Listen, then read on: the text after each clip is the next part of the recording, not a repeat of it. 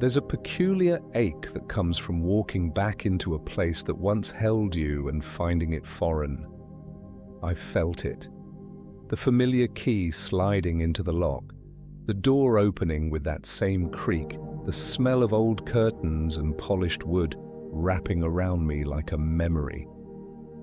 For a moment I expected to be carried back into safety, into recognition, into the belonging that word home is supposed to promise.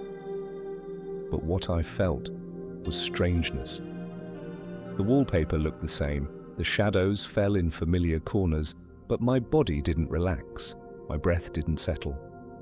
I realized, standing in the hallway of my childhood house, that I was no longer at home.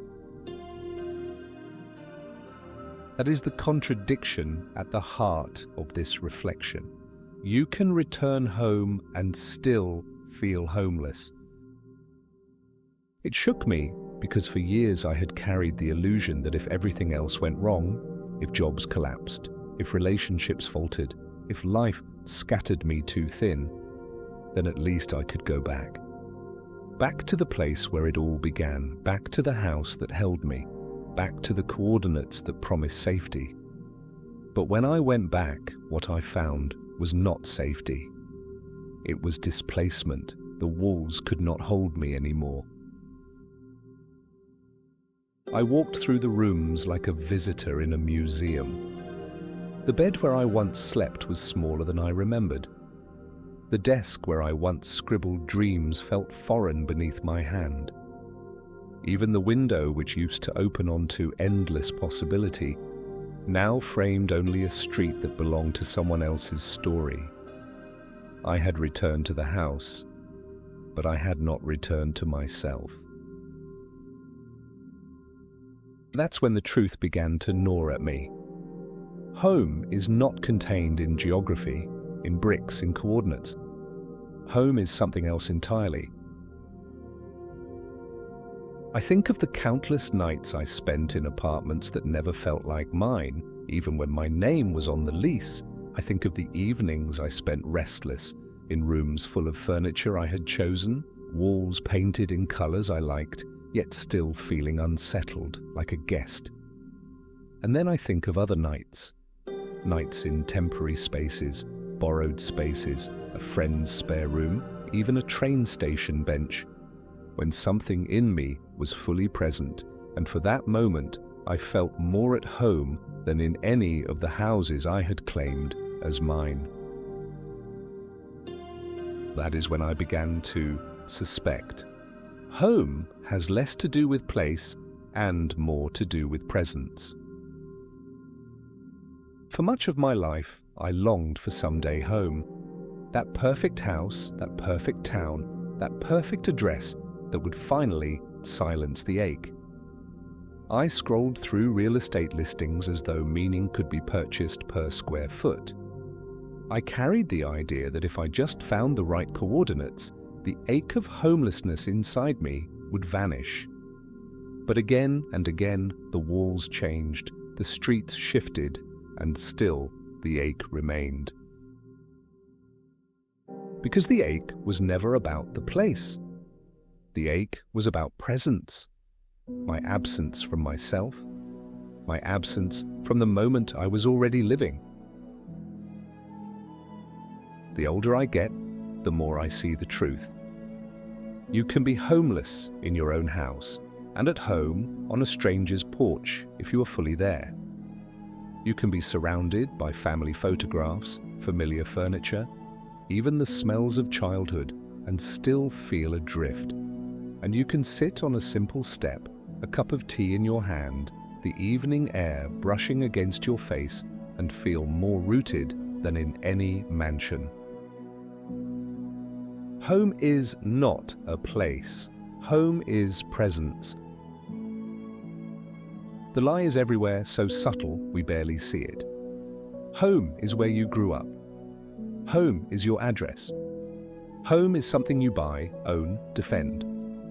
We equate home with property, with geography, with the idea that if we can just return to certain coordinates or acquire certain walls, we will finally belong.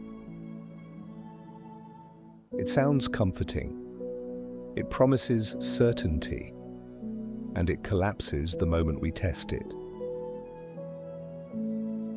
Because how many of us have returned to our childhood homes and felt like strangers? How many of us have lived in beautiful houses we never truly inhabited? How many of us have moved again and again, convinced the next place would soothe us, only to find the ache had followed us in the suitcase? The cultural myth that home is a place is powerful. It fuels entire economies.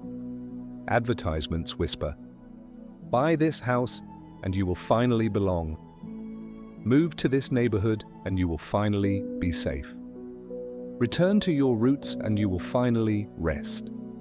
But what none of these promises admit is that walls cannot hold belonging. Addresses cannot manufacture presence. I see now how I chased that myth. I collected objects, convinced that familiar possessions would anchor me. I moved often, each time thinking, this one will be it. This one will be home. But each time, the same restlessness stirred. I was waiting for geography to do what only presence could do. Home is not a location.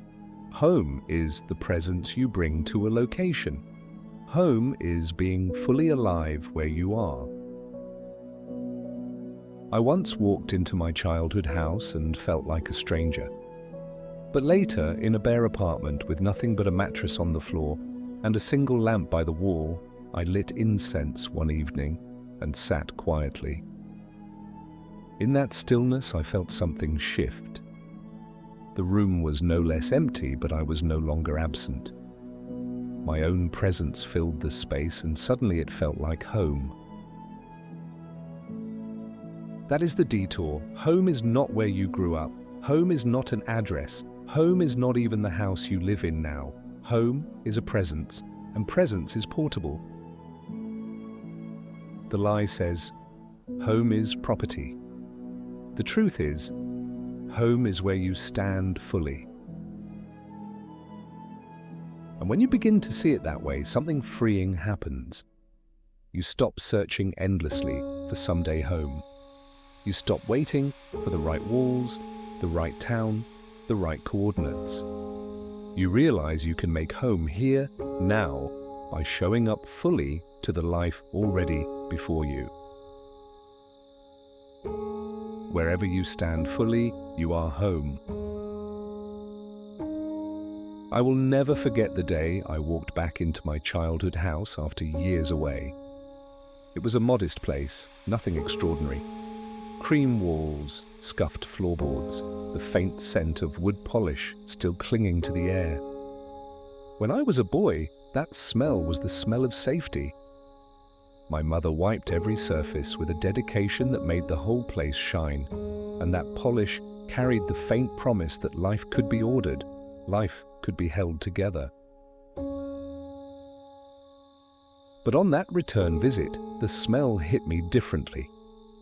It was still there, sharp and familiar, but instead of comfort, it carried a strange displacement. I ran my hand along the banister where I once slid down as a child, and it felt foreign under my palm. I opened the door to my old room, and though the walls remembered me, I did not recognize them. I stood in the same place, but I did not feel at home. I had expected nostalgia to embrace me. Instead, it left me standing there as a visitor in a museum of my own life. That moment unsettled me. If the house of my childhood couldn't hold me, what could? For years, I carried that ache like a question mark. I moved from apartment to apartment, chasing the feeling of rootedness, but the rooms never gave it to me. The paint colors changed, the streets outside shifted, the view from the windows varied, but the restlessness remained. I told myself I hadn't found the right place yet, but the truth was harder. No place could do what I was asking. It wasn't until much later, in a season when I lived alone in a sparse one-bedroom, that something shifted. The walls were bare, the furniture was second-hand. I had nothing that looked like permanence. And yet one night, I lit a stick of incense. I sat cross-legged on the floor. I breathed. And in that moment, the room held me.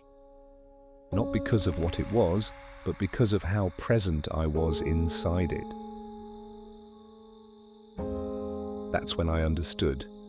Home was not in the address. Home was in my presence. It echoed again when I traveled abroad.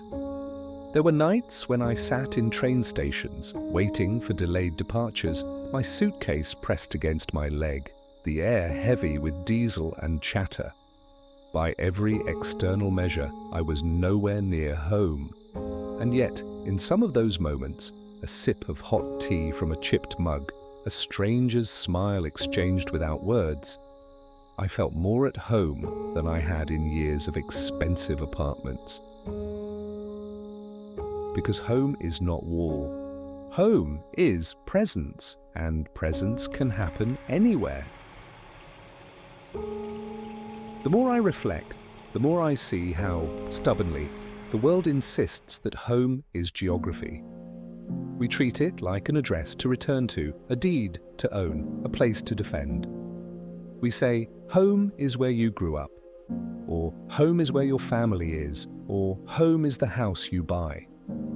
These definitions make it seem like home is external, something given to you by coordinates or walls or property lines.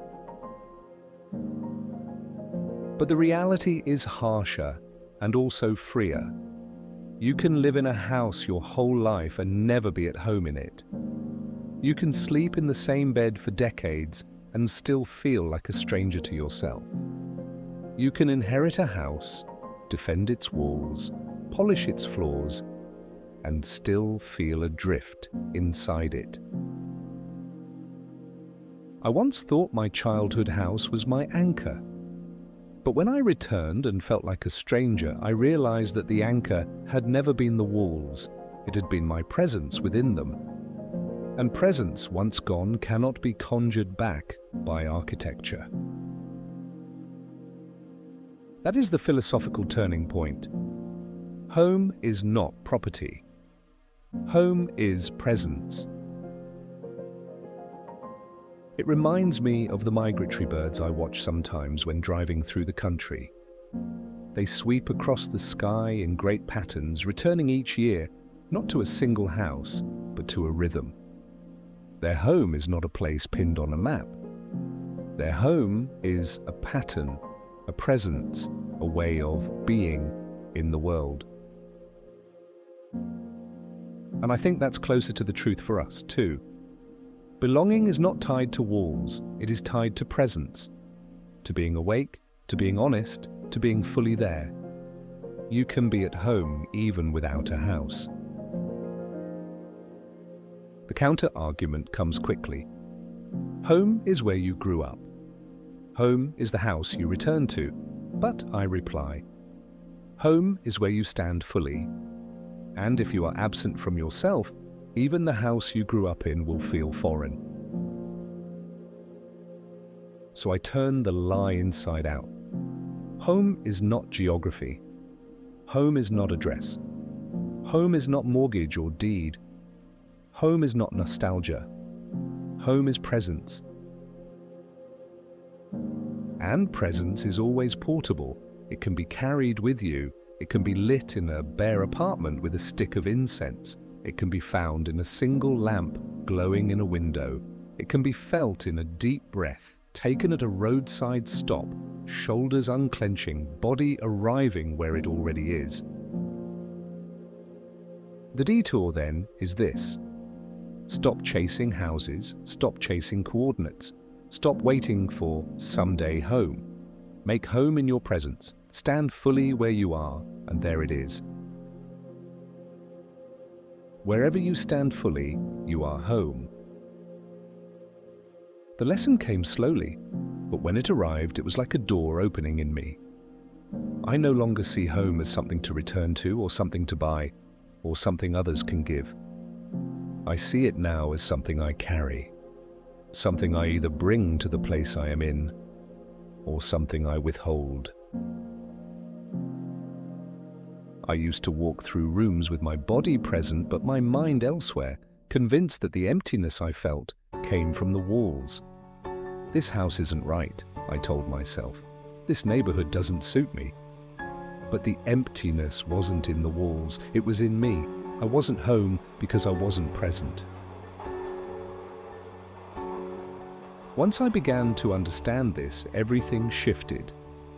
Instead of chasing the fantasy of someday home, I started practicing being fully here. Washing dishes became a chance to arrive in my own life. Lighting a candle in the evening became a way of making home. A simple cup of tea, savored instead of rushed, became an anchor. The paradox is striking. I spent years chasing walls when home had always been waiting in presence.